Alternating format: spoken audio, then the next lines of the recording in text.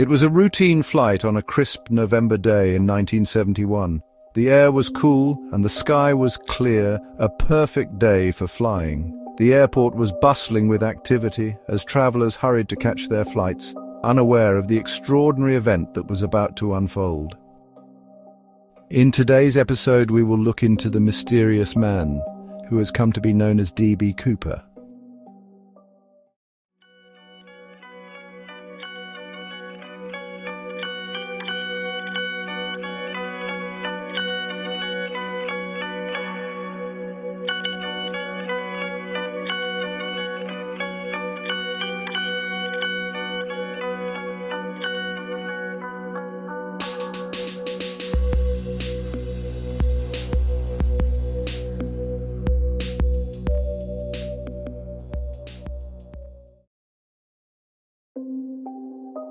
Northwest Orient Airlines Flight 305 prepared for takeoff from Portland International Airport. The Boeing 727, a reliable workhorse of the skies, stood ready on the tarmac, its engines humming with anticipation. Passengers boarded the plane, some chatting excitedly about their plans in Seattle, others quietly reading newspapers or books. Its destination was Seattle, a short hop up the coast. The flight was expected to be smooth and uneventful, a mere 30-minute journey over the picturesque Pacific Northwest. The region's stunning landscapes, with its dense forests and rugged coastline, were a familiar sight to many of the passengers. The crew, led by Captain William Scott, was prepared for an uneventful flight.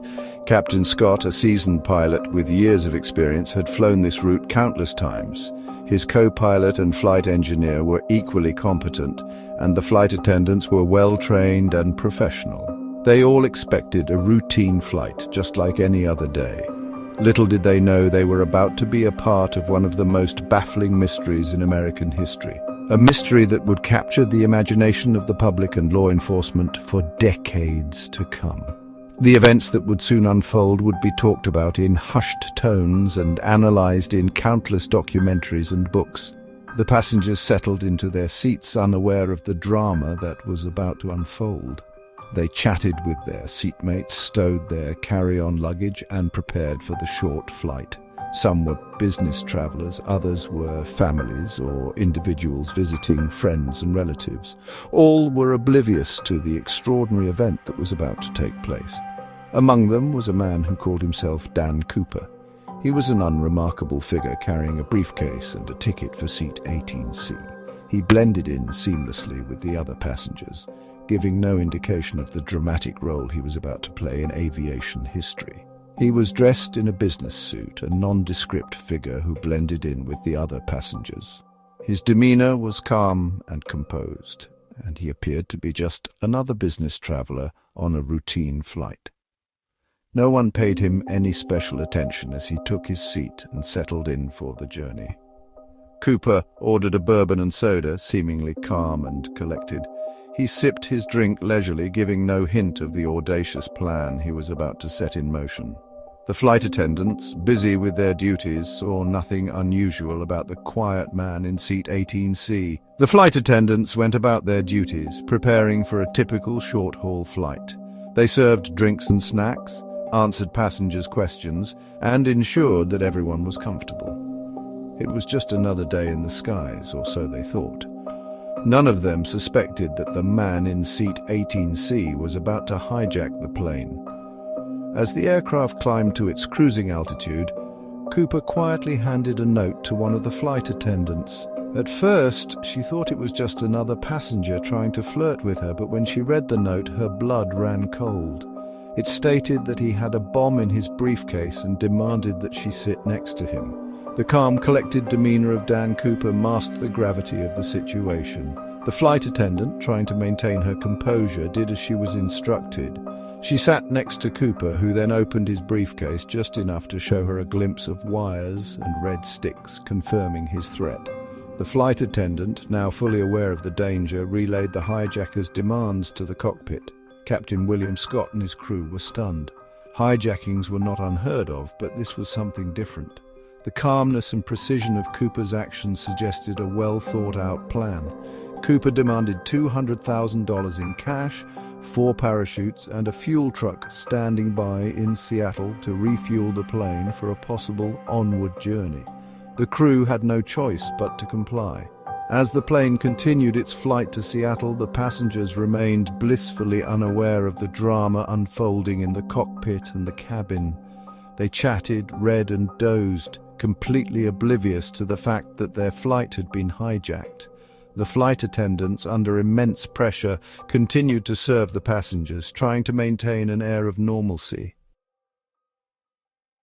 Cooper wanted the money and the parachutes delivered when the plane landed in Seattle. The request for parachutes was particularly puzzling, hinting at a daring escape plan.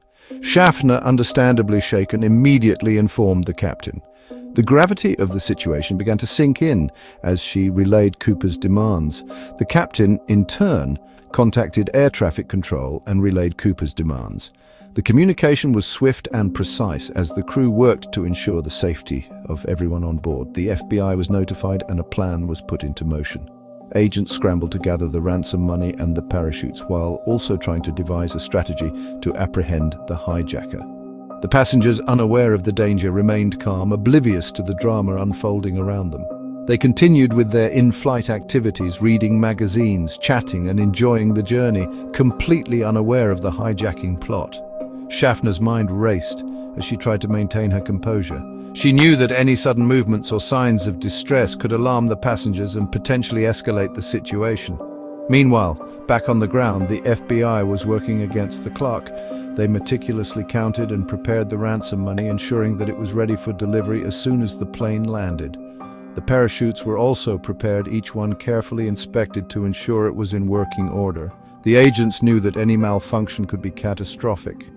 In the air traffic control tower, controllers monitored the flight's progress closely. They coordinated with the flight crew, providing updates and instructions to ensure a smooth landing in Seattle. Upon landing, the passengers were allowed to disembark, still unaware of the true nature of the events that had transpired. They exited the plane calmly, thinking it was just a routine stop. As the passengers left, FBI agents approached the aircraft, carrying the ransom money and parachutes. They were prepared for any eventuality, ready to negotiate or take action if necessary. Cooper remained calm and collected throughout the entire process. His demeanor never wavered, and he seemed to be in complete control of the situation. The flight attendant handed over the ransom money to Cooper, who inspected it briefly before nodding in approval. The exchange was tense, but Cooper's calmness helped to keep the situation under control. Next, the parachutes were handed over. Cooper examined each one carefully, ensuring they met his specifications. He seemed to know exactly what he was looking for. With the ransom money and parachutes in hand, Cooper allowed the flight crew to take off again. This time, the plane was headed towards Mexico City as per Cooper's instructions. The atmosphere inside the plane was tense.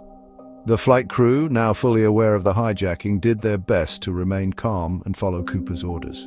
As the plane flew through the night, Cooper began preparing the parachute. He meticulously checked the straps and harness, making sure everything was in order. At some point during the flight, Cooper opened the airplane door. The cold night air rushed in, and the sound of the engines grew louder. Then, in a move that would become legendary, Cooper jumped from the airplane into the night sky. The crew watched in awe and disbelief as he disappeared into the darkness. Local police and FBI agents immediately began questioning possible suspects. Acting on the possibility the hijacker may have used his real name or the same alias in a previous crime, Portland police discovered and interviewed a Portland citizen named D.B. Cooper. The Portland Cooper had a minor police record, but was quickly eliminated as a suspect. In his rush to meet a deadline, reporter James Long confused the man with the name used by the hijacker. United Press International Wire Service reporter Clyde Jabin republished Long's error, and as other media sources repeated the error, the hijacker's pseudonym became D.B. Cooper. The story of D.B. Cooper captured the public's imagination. Newspaper headlines and news reports speculated about his fate, and he quickly became a folk hero of sorts. In 1980, a small portion of the ransom money was found along the banks of the Columbia River near Vancouver, Washington. The discovery of the money renewed public interest in the mystery, but yielded no additional information about Cooper's identity or fate, and the remaining money was never recovered. Over the years, countless theories and speculations have emerged about what happened to Cooper. Some believe he perished in the jump, while others think he managed to escape and start a new life. Ted Brandon. Theodore Burdett Braden Jr. was a Special Forces commando during the Vietnam War, a master skydiver and a convicted felon. He was believed by many within the Special Forces community, both at the time of the hijacking and during subsequent years, to have been Cooper. Kenneth Peter Christensen. In 2003, Minnesota resident Lyle Christensen watched a television documentary about the Cooper hijacking and became convinced that his late brother Kenneth was Cooper. Christensen enlisted in the Army in 1944 and was trained as a paratrooper in World War II. Christensen smoked, as did the hijacker, and displayed a fondness for bourbon, the drink Cooper had requested. Stewardess Florence Schaffner stated that photos of Christensen fit her memory of the hijacker's appearance more closely than those of other suspects. Jack Koffelt.